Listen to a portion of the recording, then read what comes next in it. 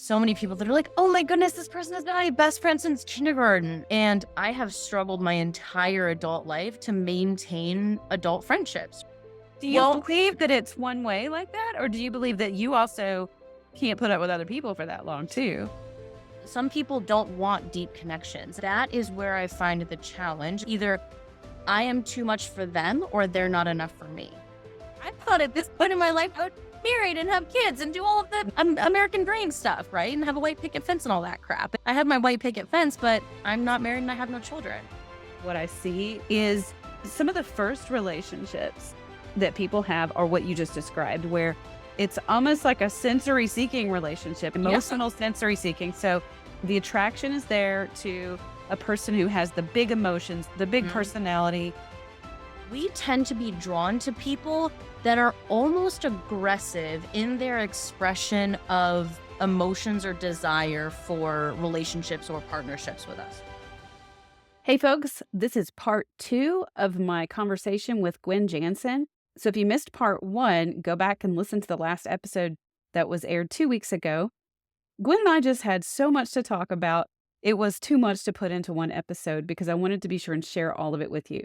Today, she really gets personal about her own relationships and how being neurodiverse has affected her relationships in dating, but also family relationships and friendships. Also, if you're really enjoying this podcast, please don't forget to leave us a review because it really matters in how these podcast platforms deliver podcasts to people. Be sure to subscribe if you're watching on YouTube to make sure you get updates on all the latest videos that I publish there. I just want to thank you all so much for listening. You are my motivation for doing this podcast.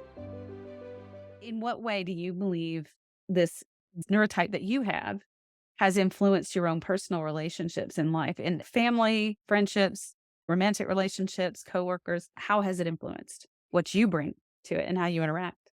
Not to be melodramatic, but I think that it has completely influenced what I bring to relationships and those dynamics. I think that the entirety of what I carry in my backpack is the result of being someone with ADHD, right? I'm definitely someone that is more severe on the symptom kind of presentation, or I guess the impact that ADHD symptoms have on my life. But I will say that in friendships, family relationships, and romantic relationships, that ADHD shows up in every single one. We had a little bit of a challenging upbringing, and there's still kind of some challenging dynamics within our family for sure, especially our immediate family. There's a lot of difficulty there. In friendships, I can say that I know so many people that are like, oh my goodness, this person has been my best friend since kindergarten. The oldest friend that I have, to be honest, it was my sister's first husband. He was such a significant part of our life. They're still friends. They are fine, even though their marriage didn't work out. I have one friend from college, and I have struggled my entire adult life to maintain adult friendships. My twin sister, whether this is common or not, is definitely my best friend for sure. She's my only lifelong and enduring friend.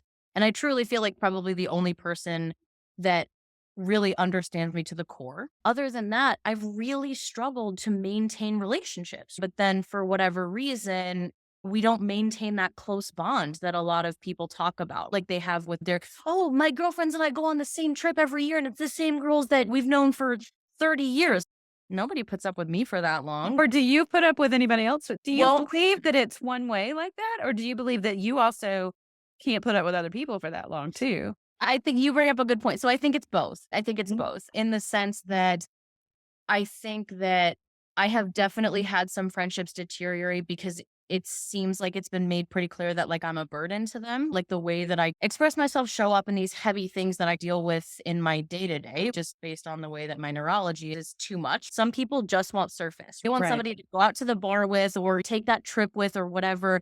They want to talk and gossip and whatever. I'm not somebody that would call someone at 2 o'clock in the morning, but you know what I'm talking about. The deeper level And stuff. some people don't want deep connections. That is where I find the challenge. Either I am too much for them or they're not enough for me. And that's not to be deprecating to the other person, but I have recognized at this point in my life that I have to have someone, friendship, relationship, or otherwise, that is able to meet me on that level of deep connections and conversations. It's proven that with ADHD, you experience emotions differently. You truly have this ability to feel things on a completely different plane than maybe a neurotypical person has. You are either friends or in a romantic relationship with someone that is not able to empathize with the fact that you're on that That level you and do, yeah. support you in the way that Mhm. you need. That's going to be a problem. Definitely have found that in my friendships, that's been kind of the breaking point is either they're not able to meet the needs that I have or expectations of them that I have in a friendship,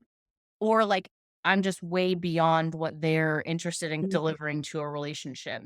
Same thing with romantic relationships. Full disclosure, and this is not the way that I wanted it to be, but I've been single for over 6 years now.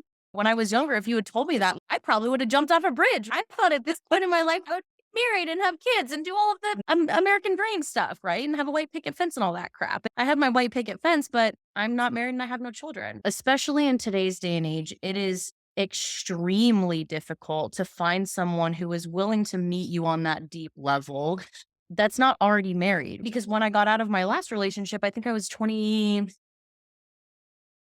So kind of at that point where you're meeting people to marry and everything. So now that I'm almost 34, people that have that desire to have that deep connection and want that kind of solid foundational partnership to last a lifetime, they're already doing it. So for me, I never was in the right place or the right time or with the right person that wanted those things. Someone had posted the other day online about when you are neurodiverse, because you struggle with social cues, or like you said, you're not necessarily sure how to behave in certain situations, can always feel like you're like working so hard to figure out what the right way is.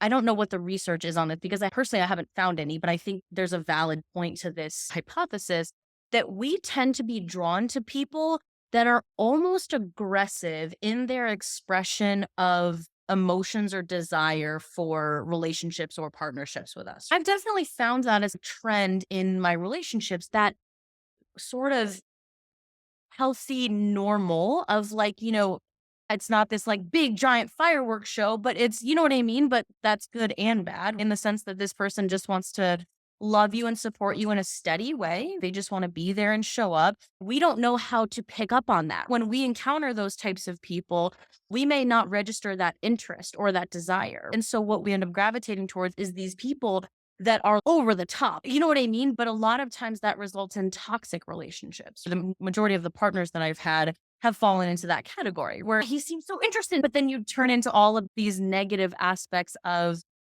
why are they acting that way? That's not what I should be looking for. So again, I know that's a very nuanced and offshoot to the Not conversation, but I think, really, though. I'm glad you brought that up. I don't know that the research is out there, but I yeah. can tell you anecdotally from my own observations and what I see is some of the first relationships that people have are what you just described, where it's almost like a sensory seeking relationship, Yeah. emotional sensory seeking. So the attraction is there to a person who has the big emotions, the big Mhm. personality, the big color, lots of color there.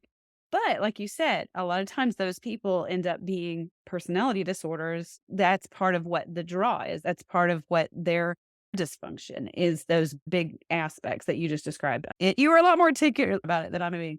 But what I see is when those relationships end, there's a swing to the other extreme, steady personality, like you were saying. There's not a lot of big emotions there. It's more of the I want to provide for you and care for you. That is the autistic individual. I see a lot of partnerships where we have an ADHD partner with an autistic partner. And the autistic partner oftentimes is sometimes has alexithymia with difficulty understanding and speaking the language of emotion. But that seems so attractive to the ADHD person who's been through trauma with a relationship with someone who's got a personality disorder, that this person who doesn't really do emotion because they don't experience it, they don't feel it in their bodies, they don't really experience it, they don't understand it, but they're very stable in terms of wanting to care about you, they're loyal, they want to be there in your life. So those two end up in relationships together. And then you fast forward 15, 20 years down the road, and the ADHD partner is really suffering because they don't speak the same emotional language. So I've seen that pattern a lot. And it's interesting that you would bring up that the ADHD partner is originally attracted to those really big emotions in the beginning, because then I don't see them until down the road. Had traumatic experiences from those relationships. Well, it's attractive because we feel like that person is on the same level as us as far as what they can feel, right? This person is Mhm, so mhm. demonstrative in the way that they Yeah, love.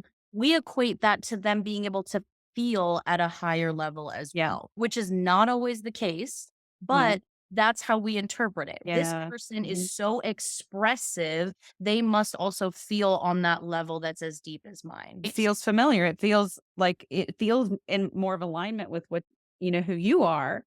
To be honest, I have never dated someone that was a diagnosed autistic. And even the relationships that I had that were a little bit more with men that were more kind of that stable, even keel, like that was my last serious relationship. The one that was 6 years ago. I was with him for almost 3 years. We lived together. I totally thought he was the one. I thought I was going to marry this guy. We were looking at houses together. But over the course of our 3 years together, it was like pulling teeth, right? Certainly, he was a good man. I am not trying to sit here and slander him. He was a good man, not the right man for me, though. The Mhm. whole time, it was like trying to get him to demonstrate or express in some way that made sense to me that he cared about me. And he Yep. just could not meet that need. It came to a point where there's nothing wrong with the way you love, and there's nothing wrong with the way that I love, but it is wrong if we keep trying to make it work because it's clear that we can't meet each other's needs. And then when you find that middle of the road, you don't know what to do with it because it's not so extreme that it feels like they could meet me on this level, but they are showing a little bit of interest where I feel like it's clear. And so it's challenging. And I'm going to be honest, like, it's a lot of suffering, right? Trying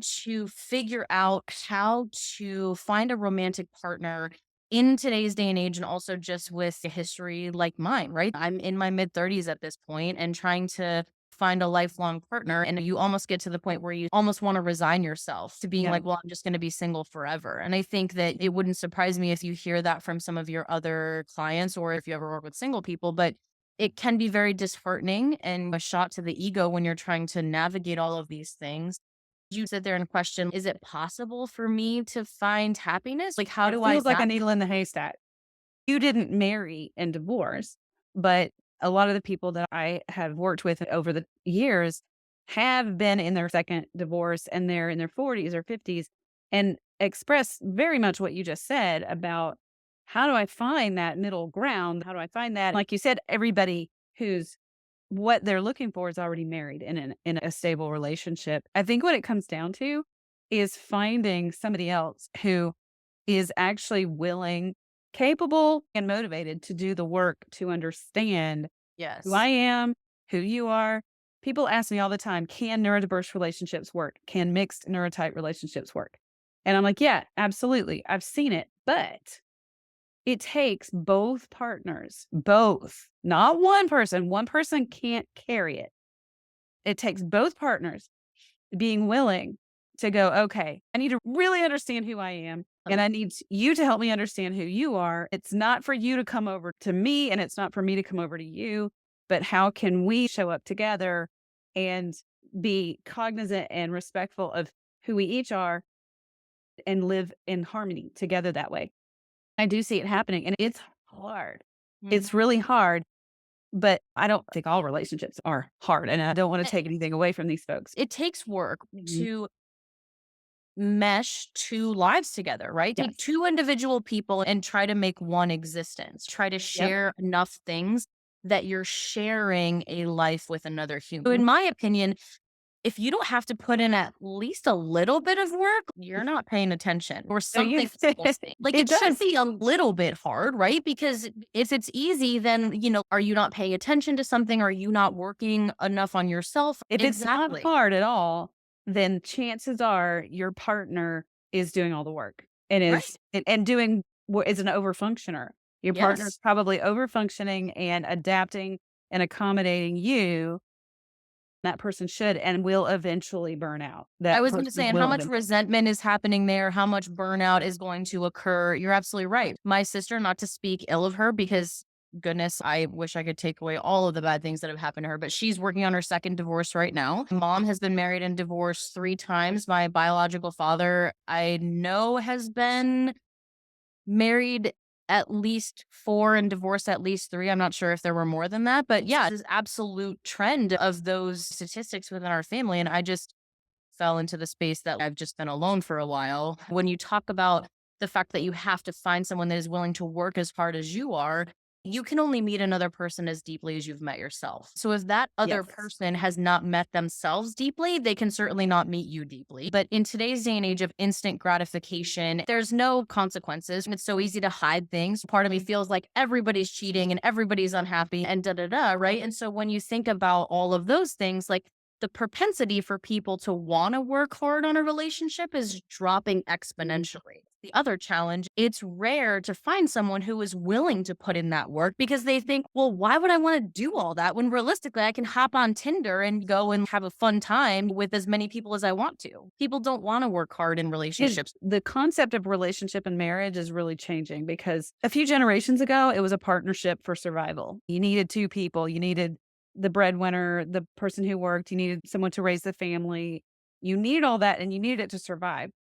Now it's not about survival anymore. It's a choice. It's a choice we make and we can choose. I've been single for 6 years. I'm divorced too. And I've been single for almost 6 years myself and been in and out of relationships, but can really relate to a lot of what you're saying. Relationships are about choosing. And so they can work when 2 people are both willing to come together. Nobody's expecting the other person to come over to their side. And of course, there's all sorts of stuff we bring to it with our attachment and our trauma. You add all that in for people who, as they get older, they're accumulating these things in their backpack that can really make relationships difficult. I don't want to make it sound like relationships are so hard, don't do it. But it is important that people, like you said, I really agree with what you said. You have to meet yourself. You have to really get knowledgeable and get really close up and personal with yourself before you can really have any kind of a healthy relationship with someone else and know them. When I meet with people for podcasts, I love to just let the conversation evolve because usually that's what happens. And we end up talking about what needs to be said. And so this has been a great conversation. So glad. Yeah. May reach out to you again though. Yeah, please, definitely. It sounds like there's a lot more that I would love to hear your opinion on and just chat with you about it. Thanks, Jodi. Hopefully we'll talk soon. Thank you so much to all of my guests of season 3 of the Your Neurodiverse Relationship podcast. These folks are bringing their lives to you to help all of you out there who are trying to figure out your own relationships. If you'd ever be interested in being on a podcast, just email us at gethelp@jodicarlton.com. Also, be sure to visit me online at jodicarlton.com to see all the resources that I have available to you. Until next time.